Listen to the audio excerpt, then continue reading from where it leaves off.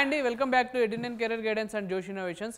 NTA నుంచి మనకు ఒక అప్డేట్ అయితే ఉందండి. ఆ అప్డేట్ ఏంటంటే clarification on use of virtual calculator in JEE mains 2026. So ఇలాంటి అప్డేట్స్ మా ఛానల్ నుంచి మీకు రెగ్యులర్గా రావాలంటే మా ఛానల్ సబ్స్క్రైబ్ చేసుకోండి, అలానే పక్కన ఉన్న బెల్ ఐకాన్ ప్రెస్ చేయండి. జేఈఈ మెయిన్స్ సెషన్ 1 కి సంబంధించిన రిజిస్ట్రేషన్ ప్రాసెస్ మొన్ననే స్టార్ట్ అయిందండి. సో ఆ రిజిస్ట్రేషన్ సంబంధించిన ప్రీవియస్ నోటిఫికేషన్ లో వాళ్ళు ఏం చెప్పారంటే, సో క్యాలిక్యులేటర్స్ అనేది యూస్ చేయొచ్చు, అలానే టెస్ట్ అనేది మనం జూమ్ చేసుకోవచ్చు అని ఒక 3 మేజర్ అప్డేట్స్ అయితే ఇచ్చారు.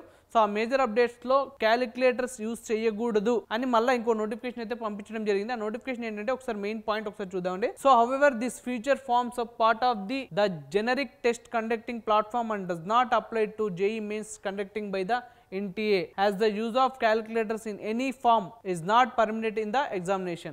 అంటే ఎగ్జామినేషన్ సెంటర్స్ లో ఎలాంటి క్యాలిక్యులేటర్స్ అనేది యూస్ చేయకూడదు అని చాలా క్లియర్ గా మెన్షన్ చేశాడండి. సో అలానే వాళ్ళు ఏం చెప్తున్నారు, NTA regret the typography error in the information bulletin of JEE Mains 2026 and the form the inconvenience causes of the candidates. Typography error అని చెప్తున్నారండి. టైపోగ్రఫీ ఎర్రర్ వల్ల వచ్చింది. సో ఎగ్జామ్ సెంటర్స్ లో అయితే క్యాలిక్యులేటర్స్ యూజ్ చేయకూడదు అని ఈ నోటిఫికేషన్ లో చాలా క్లియర్ గా చెప్పడం అయితే జరిగింది NTA వాళ్ళు. సో దానికి మీరు ప్రిపేర్ గా ఉండండి.